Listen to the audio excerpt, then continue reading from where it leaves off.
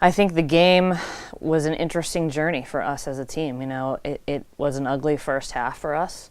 We faced a lot of adversity. We were down 3-0 early, and just things weren't going our way. They threw a defense at us that was a little unexpected, and so we had to figure that out. And it took us a little while to figure it out. Meanwhile, our defense kept us in it and gave us that time. And so I was really impressed with the adjustments we made offensively second half to go on a 7-goal run.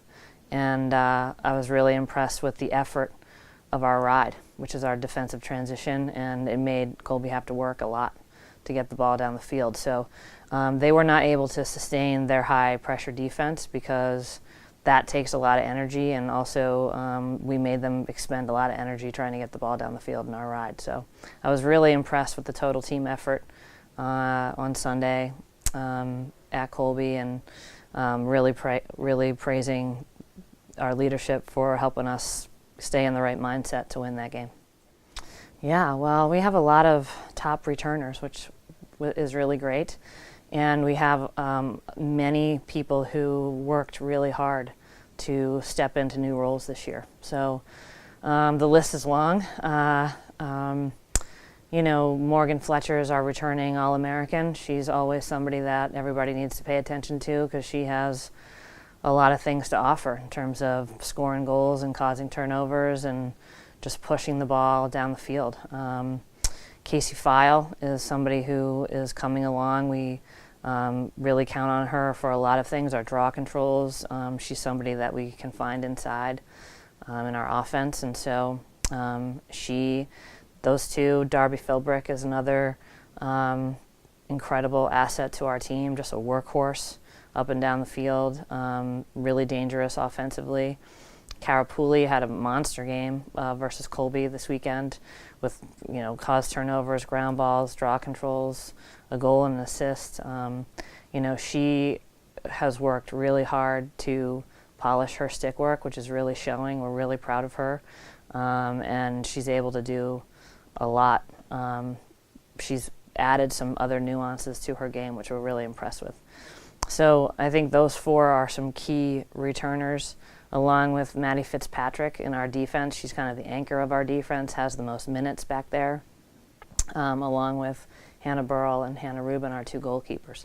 So, you know, we have some newcomers who are stepping into new roles, who have worked so hard. Alex Hendry is so fit and really fabulous behind the goal offensively for us. Nora Clemmer, another senior who really has worked so hard to step in this role, and we're looking for her to really anchor our attack unit as a senior leader out there. Taylor Ryan is another senior who we've moved back to our defense to help with the graduation of senior low defenders from last year. So we have a lot of holes in our defense, but not anymore, because we have people who are stepping into those roles, including Taylor Ryan, who was awesome on Sunday. Just a confident, tough, got numerous ground balls for us. Another senior stepping into a role back there would be Allison Sherrill. Just an incredible presence in our 8-meter and really knows the game, knows angles, knows what the offense is doing before the offense knows what they're doing. And so she's just a really great asset to have back there. Hannah Lease is another junior who has worked really hard to come back from, you know, some injury, but she's also very intelligent defensively, and we're looking for her to fill into those roles, low defense for us.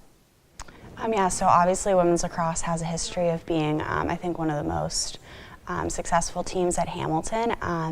So I think definitely this year our goal is to compete for an NESCAC championship and get a bid to the NCAA tournament.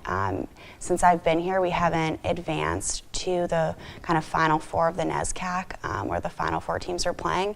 And so I think it would be really great to make it to that weekend and be in that championship game Sunday and compete to get that automatic qualifier, and if not, an at-large bid.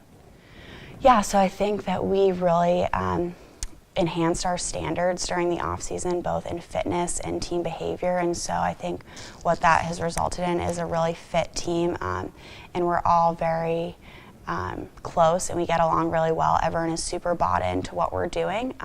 Everyone understands their role and is working hard to get better every day. And so I think in addition to that, we return a lot of experience all over the field, especially the midfield, and just having so much returning experience, and with some new players who have really stepped up. We have a lot of different goal scorers, as you can see from like the stats against Colby. There was a lot of different people who were scoring goals and assisting for us, and I think that that is really dangerous because there's no way to stop us if there's so many threats. You can't just shut one person down. So I think just overall, we're functioning at a really high level and can really adjust on the fly, which I think we also showed in our Colby game. So I think obviously a lot of women's lacrosse teams in the NESCAC are ranked in the poll. Middlebury's #1, and so there's a lot of other teams ahead of us too in the NESCAC in the poll. And so for us, it's just every game really matters, and we have to just go one game at a time. The margin of victory for us is usually 1 or 2 goals.